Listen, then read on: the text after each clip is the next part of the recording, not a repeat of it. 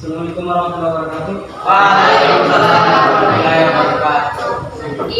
Baik, mungkin kita harus bisa menyampaikan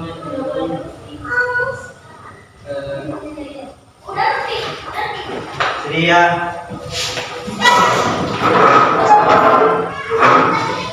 Bersalam.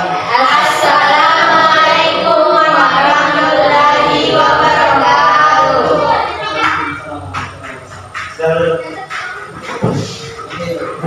Sebelum memulai pelajaran, saya sedikit berdoa. Ini hadir Pak, hadir Pak.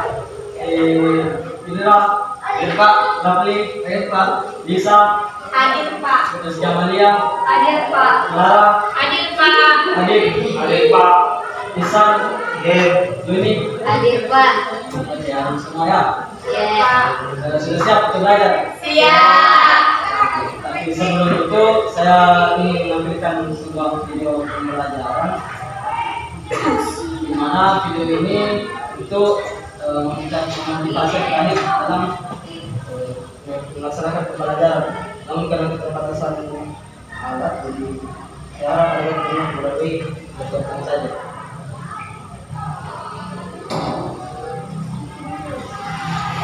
Karena kan kalian sadar, kita belajar pelajaran di sekolah, tapi mereka apa? Apakah itu semua ada namanya? Itu yang kita cari tahu mereka apa ini.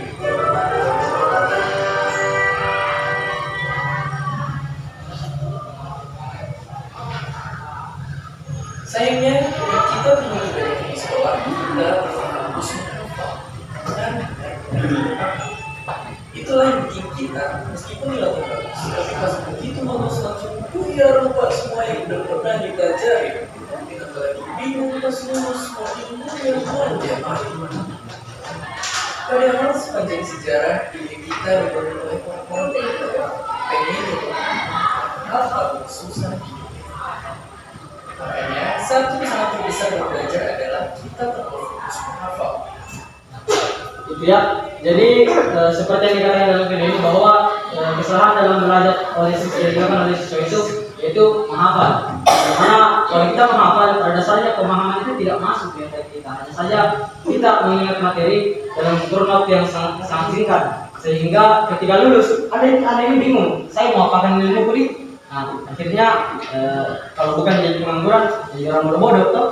Nah, makanya sebagai siswa kita belajar itu fokus ya. Nah, kita dituntut untuk memahami materi sehingga nantinya ketika kita besar kita mampu mengaplikasikannya ke dalam masyarakat.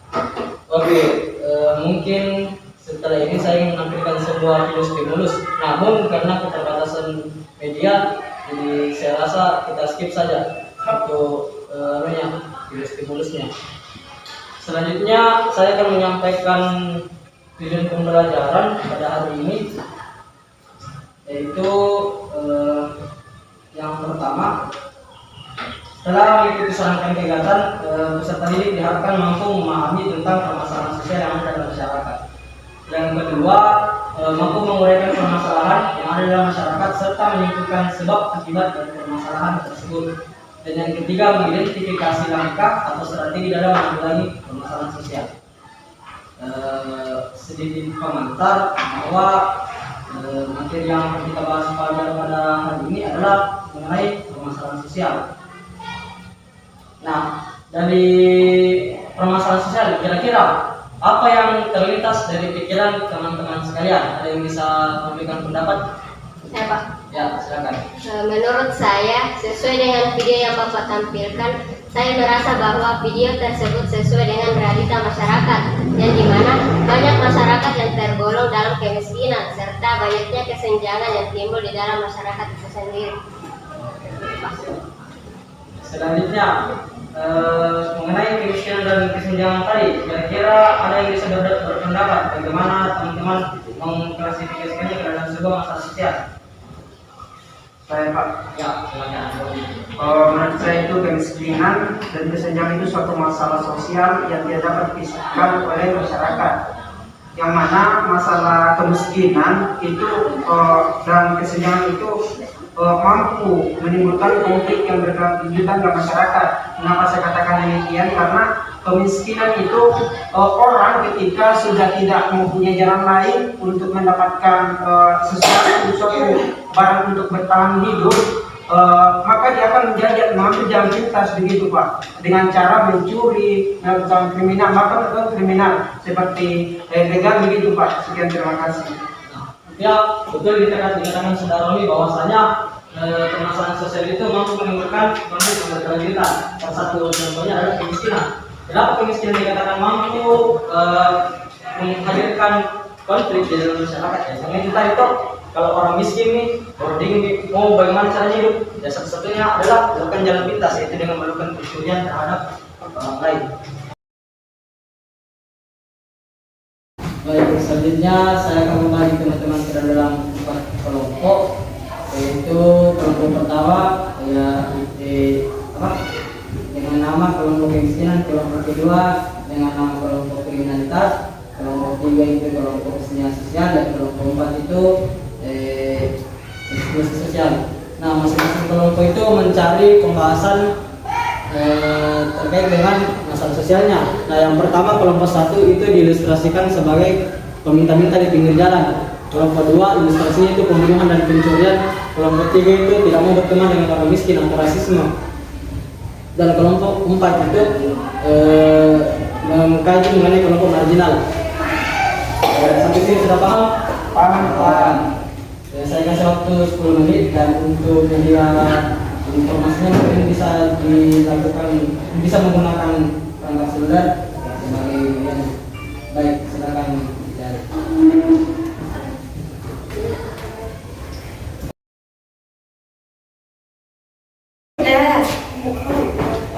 Nah, kemiskinan itu juga suatu masalah. Mengapa? Karena ketidakkemampuan ekonominya, sehingga adanya orang-orang yang melakukan meminta-minta uang di pinggir jalan begitu. Nah, itulah presentasi dari kami. Kurang lebihnya mohon dimaafkan. Assalamualaikum warahmatullahi wabarakatuh. Nah, silakan duduk dari kelompok 1. Kira-kira ada yang paling paham dari materinya kelompok 1? Sekedar tambahan itu, kenapa peminta-minta di pinggir jalan termasuk dalam kemiskinan? Karena ya, keterbatasan ekonominya mereka tuh. Kalau mereka tidak mungkin mereka meminta-minta di pinggir jalan kalau orang mampu sih. Nah, ketidakmampuan ekonomi mereka itu menjelaskan bahwa mereka adalah masyarakat golongan bawah, sehingga mereka juga termasuk dalam permasalahan sosial. Kenapa? Karena mereka tergolong miskin. Jelas. Baik, selanjutnya kelompok 2 mungkin bisa naik mempresentasikan materinya.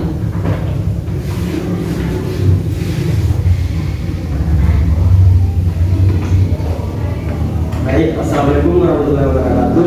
Waalaikumsalam warahmatullahi wabarakatuh. Saya dari kelompok 2 ingin membacakan materi mengapa pembunuhan dan pencurian itu termasuk dalam bentuk kriminalitas.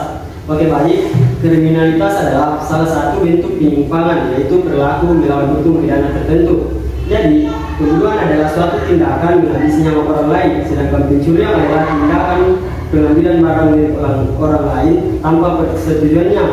Jadi, pembunuhan dan pencurian termasuk dalam kriminalitas karena melawan hukum terkait kedua hal tersebut. Mungkin itu saja materi pada kelompok saya. Sekian dan terima kasih. Silakan duduk. Kita lihat mungkin adik Clara bisa menunjukkan itunya ya. Sekedar tambah ya bahwa kriminalitas itu berasal dari kata crime itu kejahatan ya. Nah, kenapa pembunuhan dan pencurian termasuk dalam kriminalitas? Karena yaitu mereka melawan hukum pidana tertentu tadi. Karena jelas dalam undang-undang bahwa pembunuhan menghilangkan nyawa orang serta melakukan pencurian itu ada sanksinya ya di masyarakat. Oke, saya ingin bertanya kepada adik-adik sekalian, kira-kira penipuan itu termasuk kriminalitas atau bukan? Karena kan mengingat tadi crime itu kriminalitas itu berasal dari kata crime, yaitu kejahatan. Jadi kira-kira penipuan itu merupakan tindakan kriminalitas atau bukan? Termasuk karena kejahatan.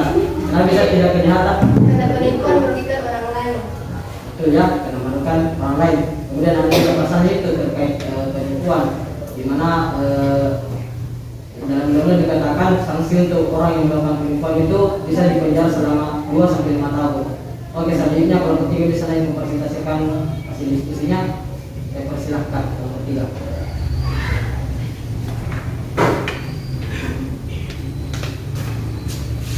Assalamualaikum warahmatullahi wabarakatuh. Saya perwakilan dari kelompok 3 akan membacakan hasil presentasi kami, yaitu kesenjangan sosial.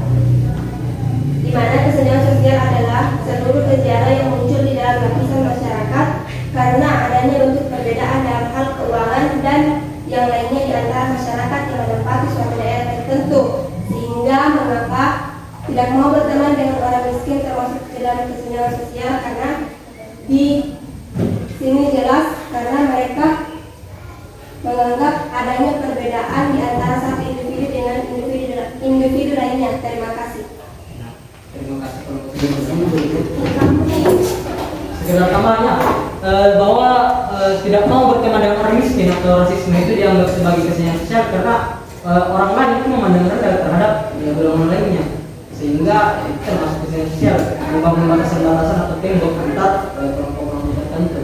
Oke, selanjutnya kelompok 4 silakan naik ke atas. Kasihkan istrinya.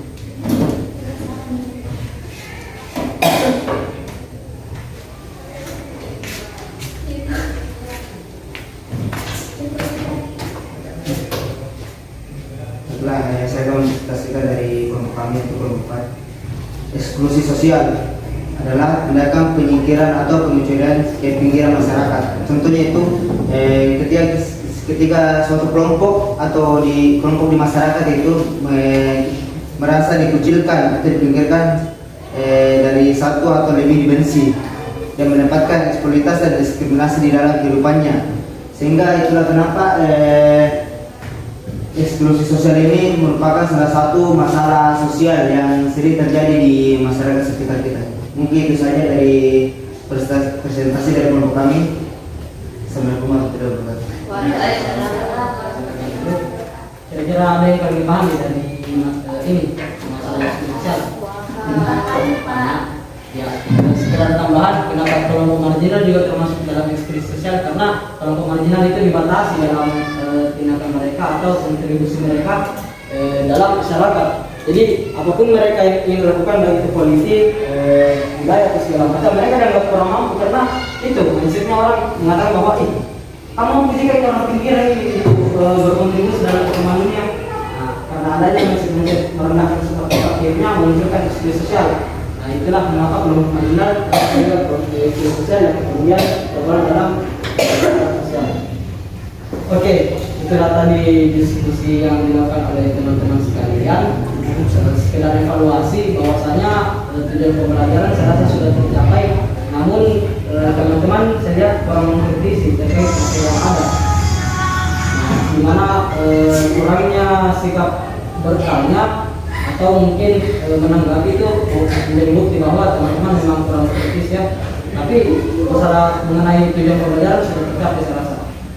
Untuk selanjutnya mungkin kita bisa simpulkan bahwasanya masalah sosial itu adalah suatu penyakit dalam masyarakat, di mana ini mampu mengganggu kestabilan atau keharmonisan dalam masyarakat, baik itu di sempurna maupun khususnya di negara kita yaitu Indonesia. Nah, beberapa contoh dari masalah sosial itu ya tadi kriminalitas, kemiskinan, sosial dan eksklusi sosial yang telah dijelaskan oleh teman-teman sekalian. Untuk pertemuan kita hari ini saya rasa cukup. Mungkin Ketua Orasnya bisa menyampaikan kembali teman-temannya. Persediaan Ibu Ika.